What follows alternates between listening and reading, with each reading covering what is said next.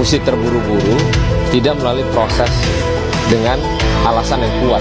Kalau tadi bilang Ali Fikri mengatakan Anda sesuai analisis, kan nggak bisa bicara analisis, tapi bicara bagaimana fakta hukum yang berlaku harus dijalani.